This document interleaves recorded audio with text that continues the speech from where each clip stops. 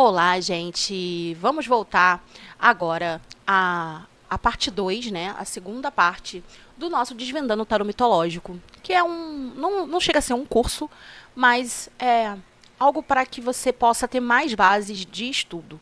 O próprio livro do tarô, ele é bem explicado e bem completo para todas as informações. Mas às vezes a gente escutando uma pessoa falar para além do que está escrito ali no livro, também ajuda bastante a gente a entender não só o tarô, como a mitologia, como figuras ali, né, de linguagens, para que a gente possa entender melhor o que aquela carta quer passar.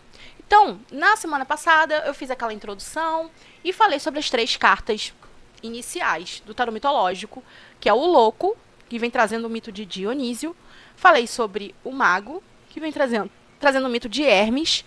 E falei sobre a sacerdotisa, que vem trazendo Core, Perséfone, né, com a rainha do submundo, para ilustrar o arcano da sacerdotisa. Hoje vou falar sobre 6 cartas. Vou falar sobre a imperatriz, o imperador, o hierofante, os enamorados, o carro e a justiça. Bom, dando continuidade, a carta da imperatriz, que vem trazendo o mito de Deméter, né, ela é meio que está ali junto com a carta da sacerdotisa. Deméter é a mãe de Perséfone, né? A Deméter é a deusa da fertilidade e das colheitas, e é a mãe de Perséfone, como eu falei, simbolizando aí a abundância, a nutrição e o cuidado.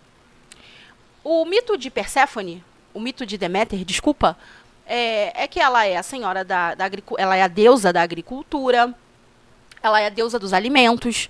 Então, a humanidade, ela é muito ligada a essa deusa no sentido de devoção, né? Então, se não tem alimentos, se falta alimentos, a humanidade morre. No mito de Perséfone, em que Perséfone ela é levada ao submundo e que Deméter fica sem saber aonde sua filha se encontra, e ela deixa de exercer o seu papel, né, de deusa da agricultura, da fertilidade, das colheitas, e simplesmente a humanidade começa a morrer de fome. Né? Não tem mais colheita, não tem mais fertilidade, porque a Deméter está triste em busca da sua filha. Por isso que os deuses, né, no mito aí, né, em toda essa história, os deuses eles se prontificam a descobrir onde Perséfone está, e Zeus logo trata de fazer esse, entre aspas, resgate da deusa, porque sem a humanidade, com a humanidade passando fome, eles pararam de fazer esses devocionais. Então entendam bem, isso é muito interessante da gente falar aqui.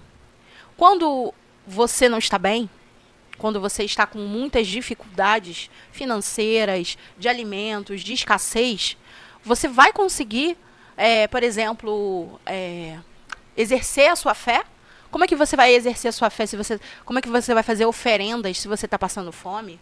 Se não tem oferendas, porque as oferendas são alimentos, na época eles também faziam abate, né, ali de animais.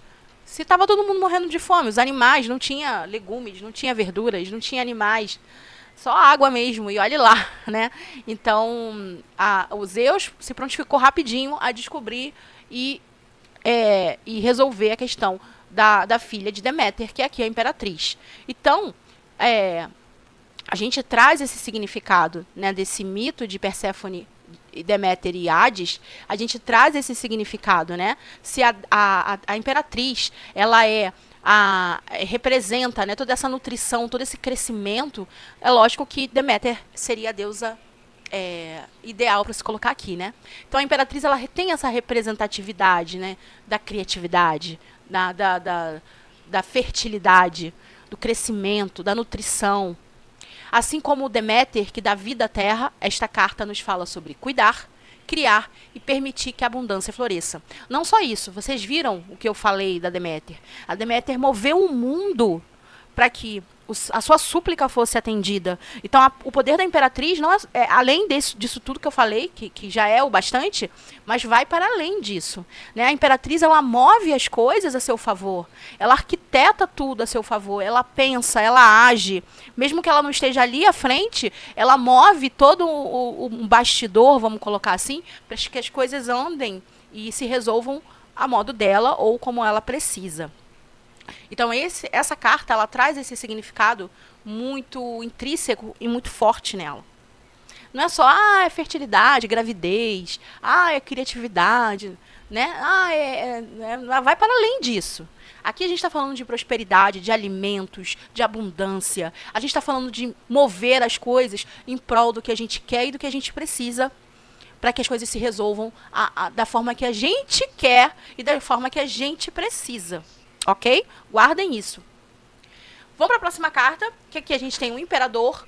E o imperador não é nada mais, nada menos do que o próprio Zeus, né? Que é o rei dos deuses, né? Zeus aí é o líder dos deuses, vamos colocar assim, né? O Deus mesmo. E o Zeus, ele está envolvido aí em vários mitos, né?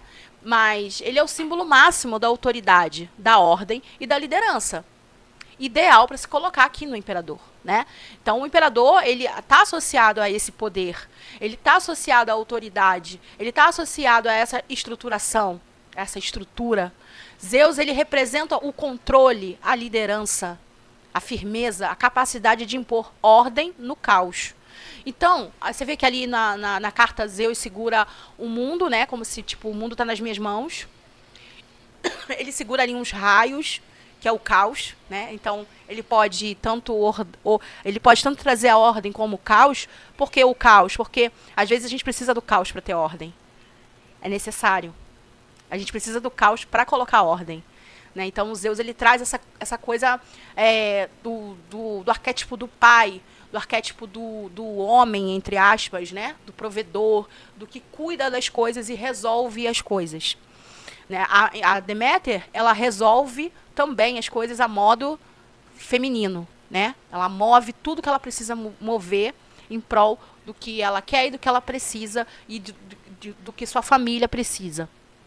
E o Zeus, ele move, ele lidera, ele expande. O Zeus não, o imperador, né?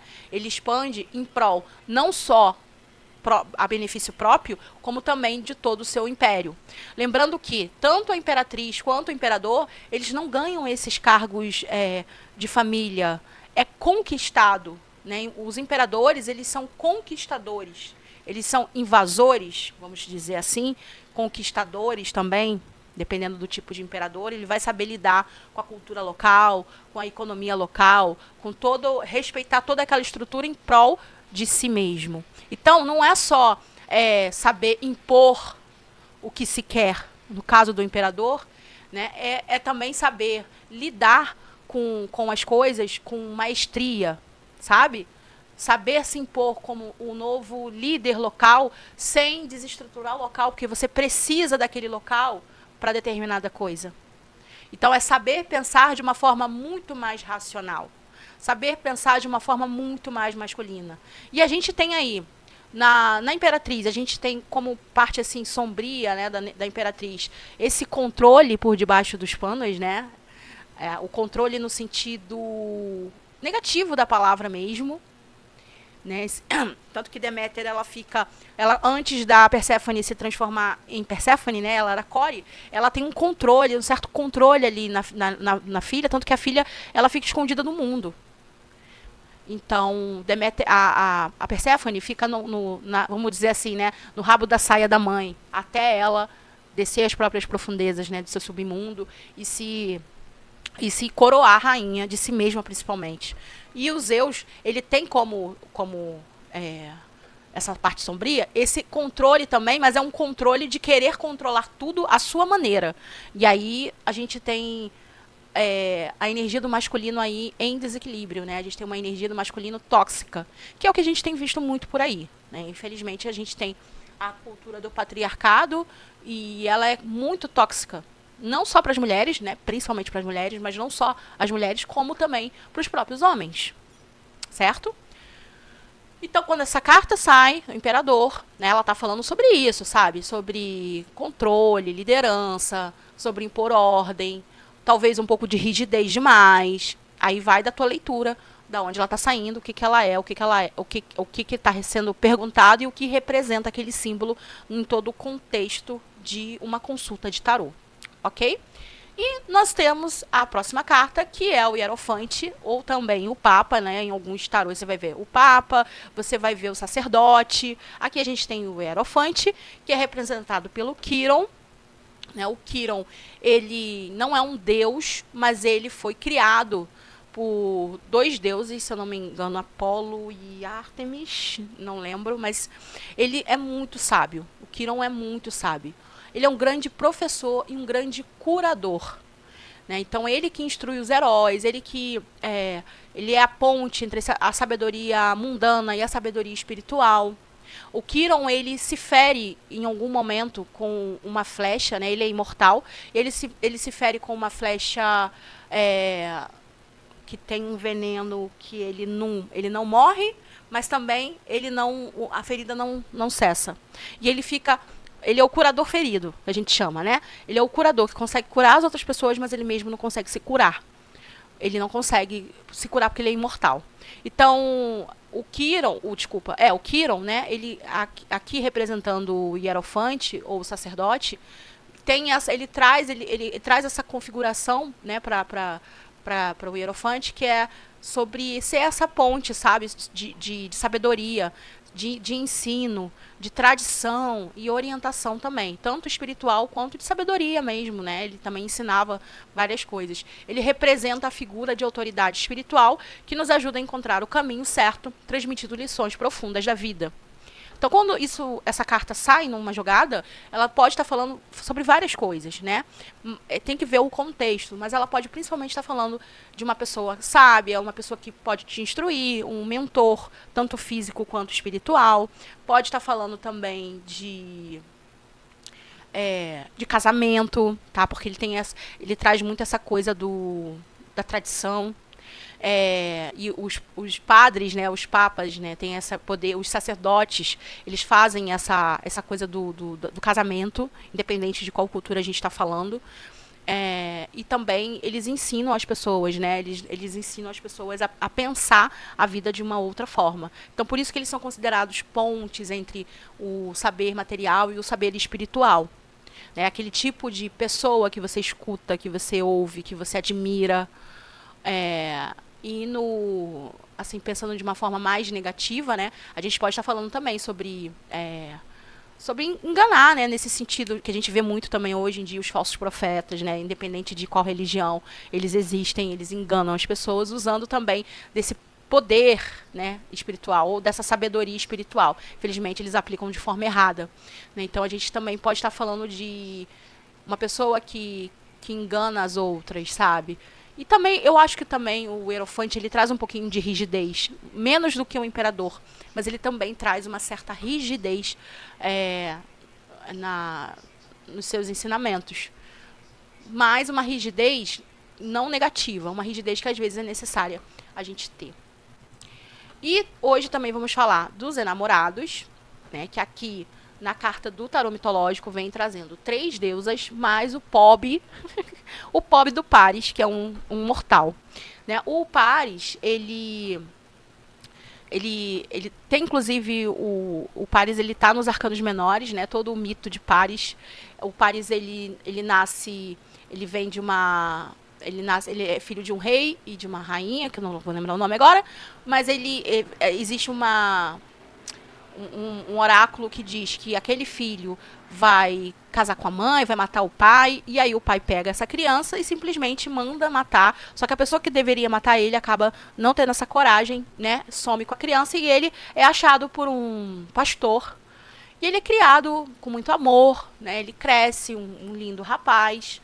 Né? Então, aqui ele é um jovem que Zeus... Aí acontece várias coisas, gente, mas aí o Zeus...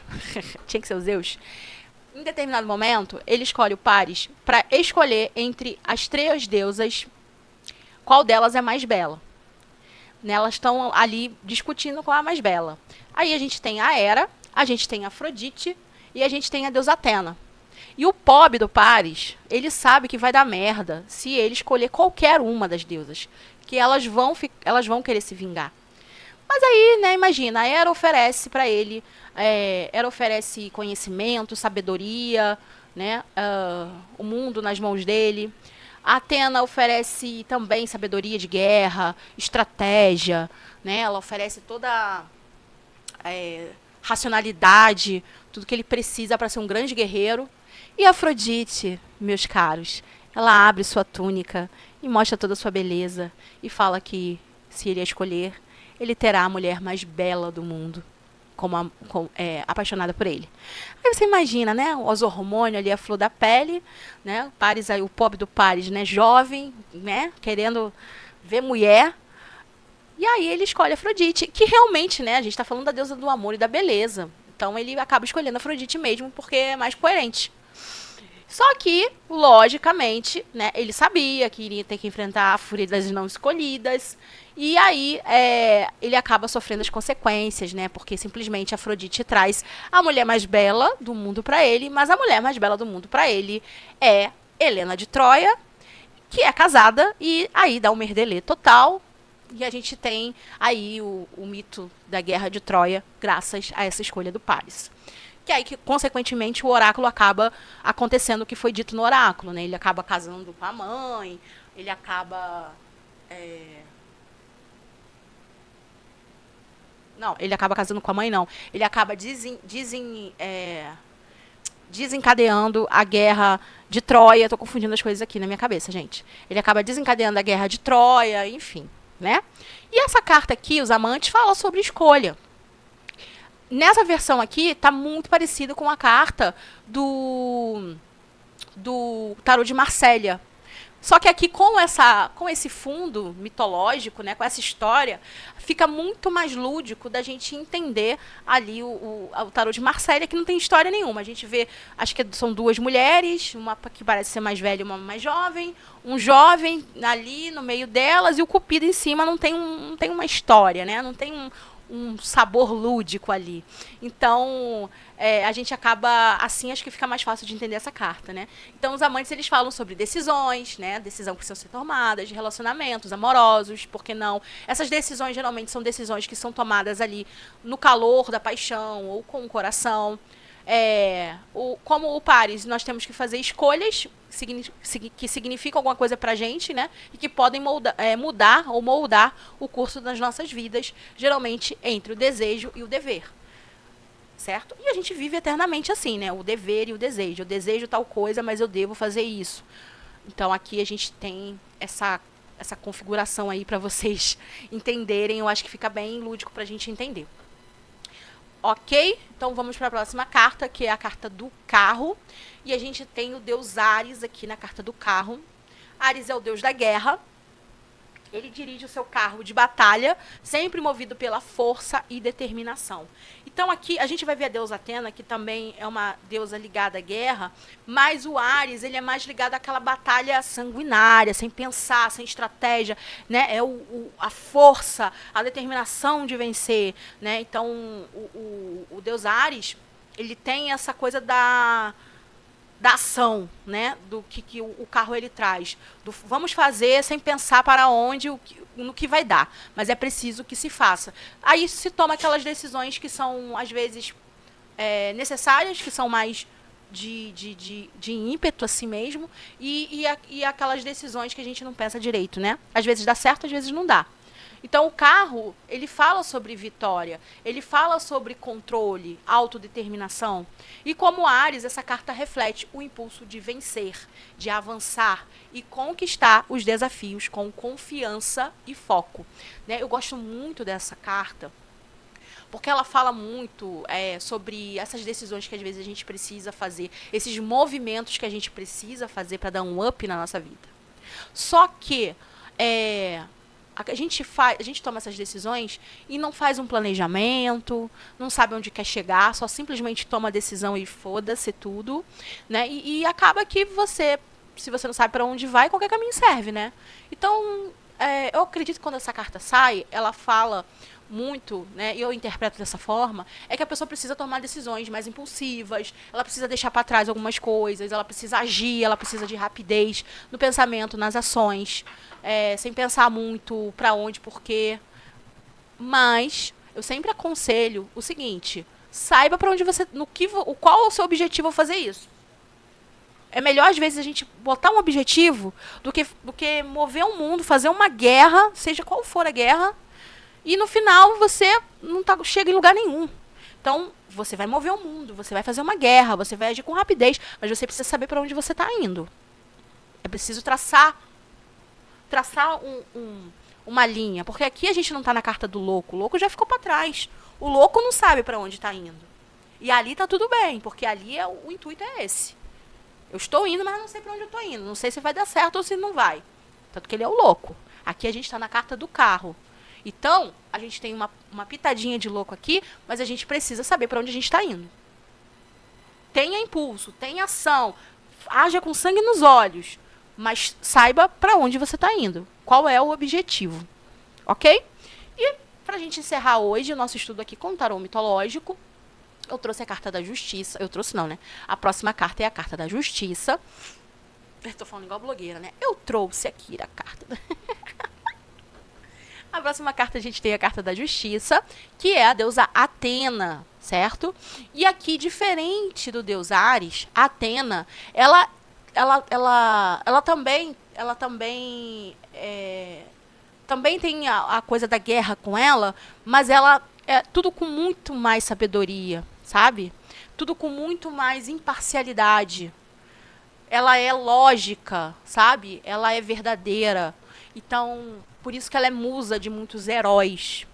Porque ela trabalha aqui na base da justiça. Não a justiça de quem está certo ou quem está errado, sabe? No sentido da justiça, da imparcialidade mesmo. O vento que dá lá, o vento que dá cá, sabe? Então, ela é muito mais logística, vamos falar assim. Então, a deusa da sabedoria, ela também é musa, entre aspas, né, aqui de algumas guerras, mas no sentido do que é certo fazer, o justo a se fazer. Vamos guerrear, mas não guerrear só para derramar sangue, para a gente vencer uma batalha contra um inimigo que realmente é necessário, com lógica, com sabedoria, porque é o certo e o justo a se fazer. Então, a justiça, né, a carta da justiça, ela é sobre esse equilíbrio, sobre equilíbrio nas decisões, né, corretas que a gente precisa fazer. É uma carta que traz muita questão kármica também. Assim como a Atena, essa carta ela pede que a gente haja com integridade e sabedoria, ponderando as consequências de nossas ações. É saber que o que você faz hoje reflete amanhã, seja uma coisa boa, seja uma coisa ruim, sabe? Isso é uma lei hermética, inclusive, entendeu? Então, não adianta você querer colher banana se você está plantando maçã. Então, é isso. É você plantar hoje e colher amanhã. Eu preciso saber o que eu estou plantando. Eu preciso saber o que eu estou fazendo para eu colher correto amanhã. Quando as coisas parecem injustas, tudo tem um porquê, certo? Tudo ali na balança do porquê. Às vezes a gente não lembra, é alguma coisa kármica, é alguma coisa que a gente precisa passar para aprender. E aí fica murmurando, né? Eu não acredito que eu estou passando por isso. Eu já fiz isso, gente. Volta e meia eu ainda faço, mas aí eu me pego, não, peraí, o que isso tem para me ensinar? O que isso tem para me ensinar? Então, numa jogada de tarô, a carta da justiça, ela é sempre um desafio fazer a leitura com ela, tá? Ela quase não sai. Quando ela sai, ela está trazendo alguma sabedoria, né? Então, quando você vai fazer a leitura, dependendo do contexto da leitura, de onde ela sai, qual é a questão, ela geralmente está falando sobre essa imparcialidade. Porque, assim, ninguém é 100% inocente. Ninguém é 100% bonzinho. Todos nós temos os nossos defeitos, as nossas sombras, as nossas escolhas erradas, né? E é preciso que a gente saia desse papel de ai, coitadinho de mim, olha, não, eu fiz merda mesmo, eu acho que eu tô pagando a merda que eu fiz, e é isso. O que isso aí tem para me ensinar? E vamos enfrentar o que eu preciso enfrentar. Né? Geralmente a pessoa se faz de coitadinha, a pessoa se faz de vítima. Não, mas foi o que fizeram comigo. O que fizeram com você foi você que abriu a porta, foi você que deu espaço. Então, ou deu espaço ou ou de certa forma era algo kármico. Né? Então a gente precisa avaliar algumas coisas, por mais que elas não façam sentido naquele momento, ela vai fazer sentido depois.